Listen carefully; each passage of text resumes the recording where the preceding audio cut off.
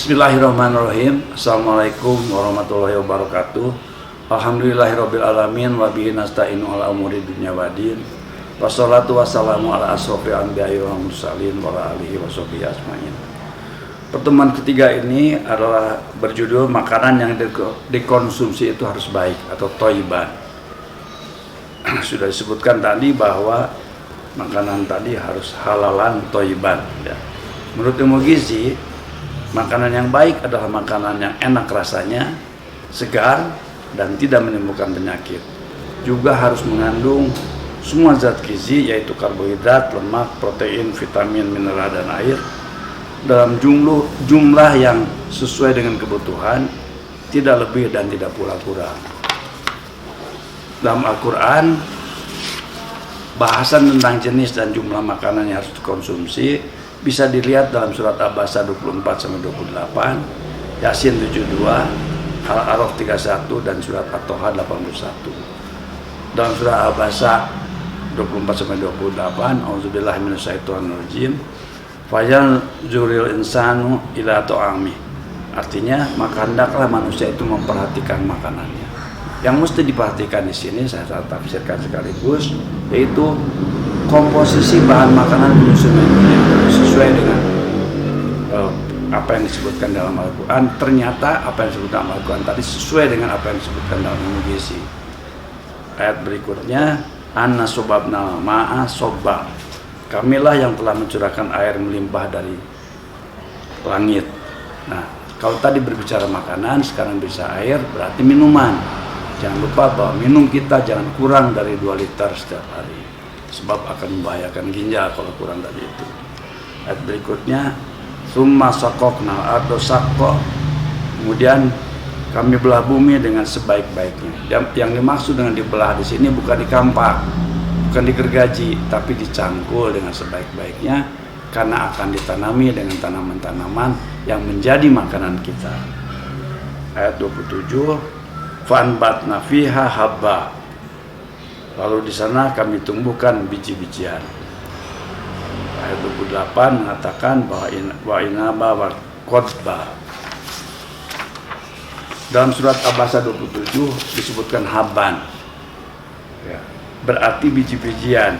Ternyata biji-bijian itu terdiri dari padi-padian dan kacang-kacangan. Termasuk padi-padian adalah beras, jagung, dan gandum. Padi-padian yang susah dicerna itu baik untuk mereka yang mau kurus adalah bila bentuk masaknya masih menyerupai mentahnya, seperti nasi masih menyerupai beras.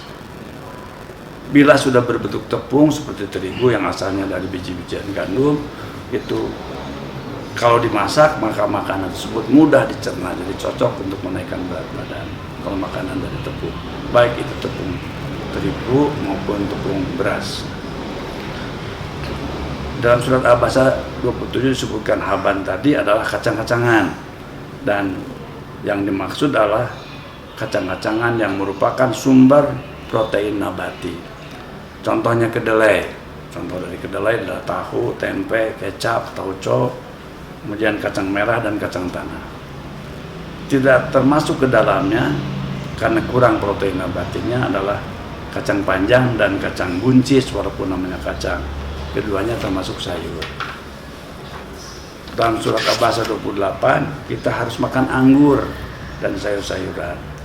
Anggur adalah buah yang berair banyak. Kadar air dalam suatu buah adalah ciri dari buah tersebut mengandung energi yang rendah. Nah, setara dengan anggur adalah apel, semangka, jeruk, belimbing, melon, pir, tomat, pepaya.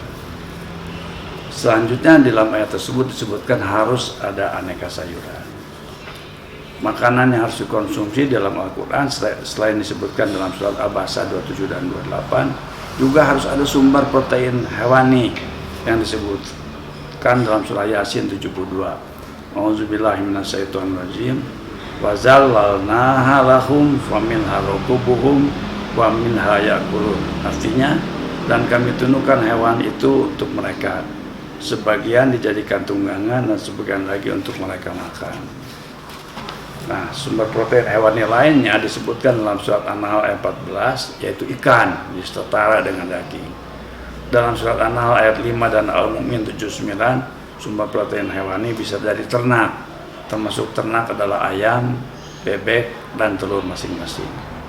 Kesimpulannya, makanan yang lengkap mengandung semua zat gizi yang harus dikonsumsi setiap hari adalah tertulis dalam surat Abasa 27-28 dan surat Yasin 72, yaitu sumber karbohidrat padi-padian, sumber protein nabati kacang-kacangan, sumber vitamin dan mineral sayuran dan buahan, dan sumber protein hewani yaitu daging, ikan, dan tadi disebutkan telur, ayam, dan telur. Kandungan gizi dalam makanan sehari harus lengkap dan jumlahnya harus sesuai dengan kebutuhan, tidak boleh lebih dan tidak boleh kurang. Bila asupan gizi lebih atau kurang dari kebutuhan, timbul masalah gizi. Contoh masalah gizi lebih adalah obesitas, diabetes, dan dislipidemi. Contoh gizi kurang energi protein, kurang vitamin A, dan anemia defisiensi. Nah, semua masalah gizi ini banyak sekarang di Indonesia. Selanjutnya peringatan Allah Subhanahu wa Ta'ala, bahwa mengkonsumsi makanan tidak boleh berlebihan dan tidak boleh melebar batas, tertera dalam surat Al-A'raf 31 dan surat At-Taha 81. Surat Al-A'raf 31, A'udzubillahi minasyaitonirrajim. Ya bani Adama huzu zinatakum inda kulli masjidi wa kulu wasrobu wa la tusrifu innahu la yuhibbul musrifin. Wahai anak cucu Adam, pakailah pakaianmu yang bagus pada setiap memasuki masjid, makan dan minumlah, tapi jangan berlebihan. Sungguh Allah tidak menyukai orang yang berlebih-lebihan. Surat Taha 81, A'udzubillahi minasyaitonirrajim. Kulu min thayyibati ma razaqnakum wa la tatghaw fi wa yahilla 'alaikum ghadabi. Wa may yahlil 'alaihi ghadabi faqad hawa. Makanlah dari rezeki yang baik-baik telah kami berikan kepadamu, dan janganlah melampaui batas yang menyebabkan kemurkaanku menimpamu. Barang siapa ditimpa kemurkaanku, maka sungguh binasalah ia. Dalam surat Al-A'raf 31 dan Taha 81 tadi, kita dilarang makan berlebihan sehingga melampaui batas yang ditandai dengan berat badan naik.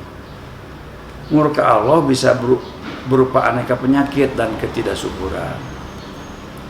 Menurut banyak ustadz, murka Allah menimpa manusia hanya di dunia saja, tidak di akhirat. Sesi 3 ini telah berakhir. Terima kasih. Billahi taufiq wa hidayah. Assalamualaikum warahmatullahi wabarakatuh.